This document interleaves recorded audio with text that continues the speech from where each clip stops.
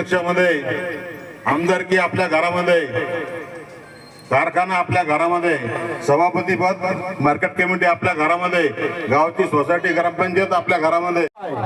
मागच्या जिल्हा परिषद इलेक्शन मध्ये सुद्धा त्यांचा आशीर्वाद होता आणि ह्या जिल्हा परिषद इलेक्शन मध्ये सुद्धा त्यांचा आशीर्वाद आपल्या मागे आहे, म्हणून आम्ही खंबीरपणे उभे आहे. या क्षणी मी एवढा मोठा निर्णय घेतली. तुमचा पाय भाग्याचा आहे. आमचे हर्षवर्धन दादा सपकाळ साहेब, तुम्ही आले, नगरपंचायत आमच्या ताब्यात आली आणि आता तुम्ही आले, या वेळेला ठोंबरे साहेब म्हणले तसं जिल्हा परिषद सुद्धा आमच्या ताब्यात येईल याची मला खात्री वाटायला लागली. हर्षवर्धन दादा सपकाळांनी एवढ्या जोखमीच्या काळात, केंद्रात सत्ता आपली नाही, राज्यात सत्ता आपली नाही, अशा काळात प्रदेश काँग्रेसचं अध्यक्षपद निभावायला सुरुवात केली. कुठली रसद पुरवायचं काम नाही, परंतु राज्यामध्ये सगळ्या नगर परिषदेमध्ये आज आपल्या 3ऱ्या क्रमांकाच्या जागा निवडून आल्या. की मी दादा तुमचं अभिनंदन या ठिकाणी करेल की सगळ्या ठिकाणी आपण जीवाचं रान केलं आणि पायपीट केली, राबलात आणि चांगले निकाल या निमित्ताने आपल्याला महानगरपालिका असू दे, नगर परिषद असू दे, नगरपंचायत असू दे, एक चांगलं काम या निमित्ताने आपण आपल्या माध्यमातून काँग्रेस पक्षाचं उभं राहील. गुरका लागला. अरे हे शिवाजी महाराजांचे झाले नाही, ते तुमचे माझे काय होते. ज्यांनी संभाजी महाराजांना पकडून दिलं औरंगजेबाकडे, संभाजी महाराजांना औरंगजेबाला पकडून देणारे कोण होते? हे मुघल नव्हते. शिवाजी महाराजांना राज्याभिषेकाला विरोध करणारे औरंगजेबाचे लोक नव्हते. हे या भारतीय जनता पक्षाच्या विचारातून आलाय, त्या विचाराचेच हे लोक होते. त्याच्या मागे थोडं जाऊ. ज्ञानेश्वर महाराजांचं स्वप्न आहे समाजवादाचं स्वप्न आहे. तुकाराम महाराजांचं स्वप्न हे समाजवादाचं स्वप्न आहे. संत चोखामेळाचं स्वप्न जे आहे हे समाजवादाचं स्वप्न आहे. आणि ते स्वप्न साकार करण्याकरता पसायज्ञान ज्ञानेश्वर महाराजांनी लिहिलंय. दुरितांचे तिमिर जाओ, विश्वास धर्म सूर्य पाहो, जो जे वांछिल तो ते लाहो प्राणी जात. हे संविधानात ते आहे, ते ज्ञानेश्वर महाराजांच्या पसायदानात आहे. ज्ञानेश्वर महाराजांनी काय केलं तर संस्कृत मधली गीता ही मराठीत मायबोली भाषेमध्ये तिचं भाषांतर करण्याचं काम केलं. काम चांगलं का वाईट? काम चांगलं. काम पुण्याचं का पापाचं? काम पुण्याचं. माणसाला शहाणं करण्याचं का मूर्ख करण्याचं? शहाणं करण्याचं.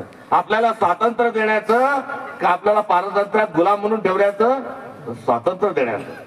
आणि या स्वातंत्र्याचं देण्याचं आणि हा एक आध्यात्मिक धोरण आपल्या जवळ सोपत असताना ज्ञानेश्वर महाराजांना भाषांतर केलं म्हणून धर्म बुडवा. आणि त्यांना छळणारा वर्ग जो होता तो कोण होता? जो शिवाजी महाराजांच्या राज्याभिषेकाला विरोध करणारा होता, तोच ज्ञानेश्वर महाराजांना छळणारा होता. तुकाराम महाराजांनी काय केलं तर तुकाराम महाराजांनी बहुजनांना शहाणं करण्याचं काम केलं. आणि शहाणं करण्याचं काम करत असताना सांगितलं की नवसानी पोरं होत असतील तर लग्न का करता, इथपर्यंत परकट टीका आपल्या समाजावर केली. आणि एकामागे एक अभंग देऊन तुम्हाला मला शहाणं करण्याचं काम केलं. मात्र त्या तुकारामाच्या गाथांचं काय केलं? त्या इंद्रायणीत बुडवल्या. इंद्रायणीत गाथा बुडवणारे कोण? तर हेच जे भामटे आहेत, हे तुकाराम महाराजांना वैकुंठाला पाठवणारे. काही मंडळी त्यांच्या निधनाच्या अनुषंगाने जी मांडणी आहे ती कधीतरी आपण समजून घ्या. मात्र तुकाराम महाराजांना संपवणारे, ज्ञानेश्वर महाराजांना चळणारे हे दुसरे कोणीच नव्हते. तर हाच जो किस्सा आहे हा सावित्रीबाई फुलेंच्या माध्यमातून मी पुढे आला. सावित्रीबाईंनी काय केलं तर सावित्रीबाईंनी सांगितलं की मुली शिकल्या पाहिजे आणि मुली शिकल्या पाहिजे म्हणून मुलींची शाळा काढली. मुलींची शाळा काढली. चांगलं काम का वाईट काम? चांगलं काम. पुण्याचं काम का पापाचं काम? पुण्याचं काम. मात्र मुली जर शिकल्या, बाई जर शिकली तर धर्म बुडेल, समाज बुडेल, पाप वाढेल असं सांगत असताना सावित्रीबाईच्या अंगावरही शेण दगड फेकण्याचं काम हे कुठेतरी आपल्या इतिहासामध्ये झालंय. आणि दगड फेकणारे कोण?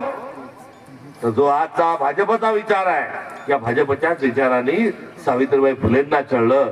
त्यांना विलासराव देशमुख साहेबांचंच नाव पुसायचं नाही, त्यांच्यासोबत सांगितलेल्या इतर लोकांचंच नाव पुसायचं नाही, तर तुमचे माझे देखील सातबाऱ्यावरचे नाव यांना पुसायचे आहे. आणि आपले नाव पुसून अडाणी आणि अंबानीचं नाव आपल्या सातबाऱ्यावर लिहिण्याचं कारस्थान या नरेंद्र मोदी नावाच्या एका माणसाला करायचंय.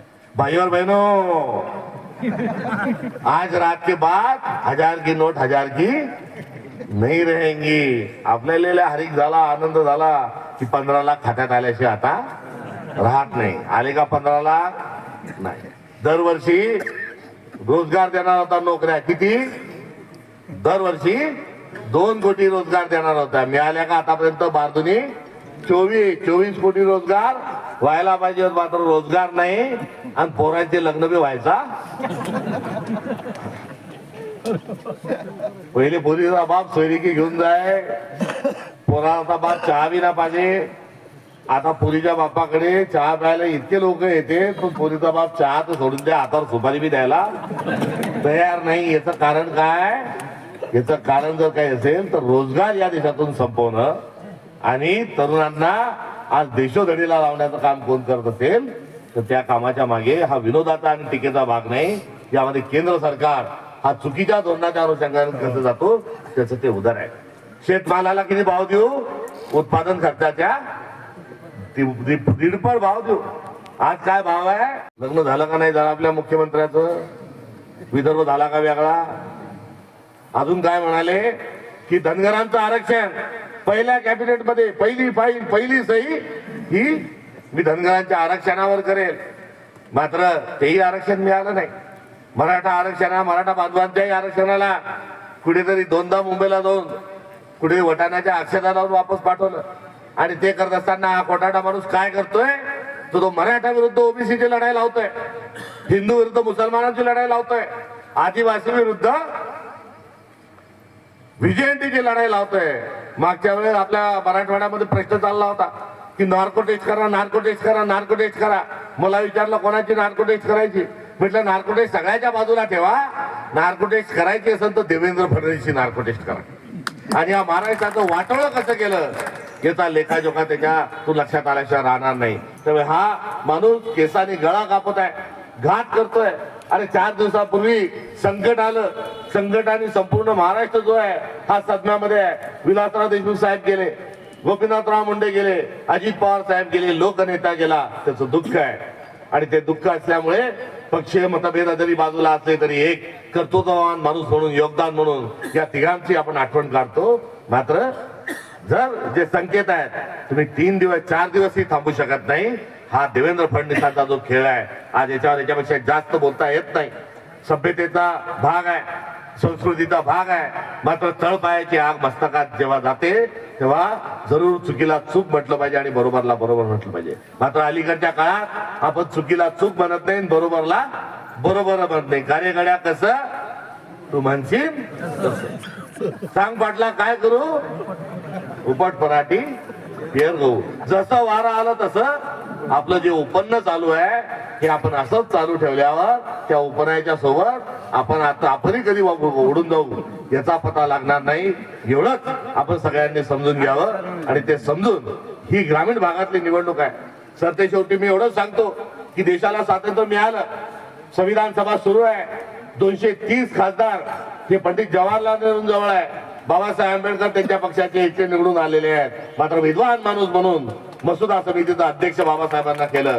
आणि संसदेमध्ये घटना समितीमध्ये चर्चा चालू आहे. पंडित जवाहरलाल नेहरू सांगतात महात्मा गांधींचं स्वप्न होतं, ग्राम स्वराज्याचं स्वप्न होतं आणि ते साकार करण्याकरता आपल्याला पंचायत राज प्रणाली आणली पाहिजे. बाबासाहेब आंबेडकरांनी सांगितलं की पंडितजी तुम्ही सांगता ते बरोबर आहे.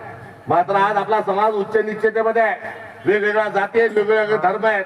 खालचा माणूस खालती आहे, उपाशी आहे, तळाशी आहे. आणि तो खालचा माणूस हा केवळ अस्पृश्य नाही, तो शेतकरी पण आहे आणि बहुजन पण आहे. या खालच्या माणसाला वर जर आणायचं असेल तर 10 वर्ष जरा थांबा. 10 वर्ष स्वातंत्र्य, बंधुता, मोकळ्या हवा त्याला येऊ द्या आणि मग पंचायत राज प्रणाली आणा. नेहरूजींनी एकटे पक्षाचा माणूस जरी बाबासाहेब असतील तरी नेहरूजींनी सांगितलं की विकास नंतर होईल, सहभाग आपल्या लोकांचा आपल्याला घेता येईल. मात्र समता, बंधुता, सामाजिक न्यायाची भूमिका स्वीकारली आणि पंचायत राज प्रणाली ही 10 वर्ष पुढे ढकलली. आणि 1957ला बलवंतराय मेहता समितीच्या प्रमुख पुढाकारानं 2 ऑक्टोबरला आपल्या जिल्हा परिषदा पंचायत समित्या सुरू झाल्या. त्यामुळे ग्रामीण भागातले माणसं आपले सभापती व्हायला लागले. गटातून आपण महाविकास आघाडीचे उमेदवार आहे. आज प्रचाराचा शुभारंभ पण झाला आहे प्रदेशाध्यक्षांच्या हस्ते. कसा प्रतिसाद मिळतो आणि पुढची भूमिका काय असणार आहे?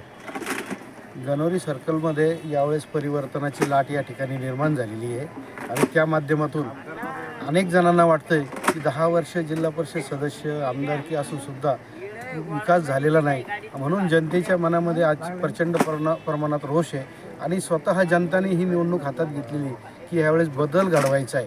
बदल घडवणे हा प्रत्येकाचं या ठिकाणी ठरलेलं आहे आणि म्हणून या ठिकाणी गणोरीचा बदल होणार आहे आणि आम्ही निश्चितच विकास कामासाठी आम्ही पण त्या ठिकाणी भर देणार आहे. कोणते मुद्दे घेऊन तुम्ही प्रचाराला सामोरे जात आहे? तेव्हा सुरुवातीला घराणेशाहीचा मुद्दा तर तो नंतरचा आहे, मी तर म्हणतो, परंतु विकासाच्या बाबतीत कुठलेही या ठिकाणी रस्ते झालेले नाही.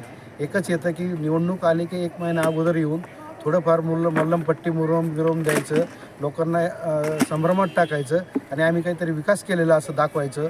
म्हणजे काम कमी पण जाहिरात तुमचे जर बघितलं तुम्ही आता गाड्या त्यांच्या 50 लावू शकत्या, पण आम्ही आमच्या 10 गाड्याच राहतील. हे यंत्रणा आणि मोठा भपका हा मोठ्या प्रमाणात केलेला आहे, परंतु म्हणजे जागृत आहे.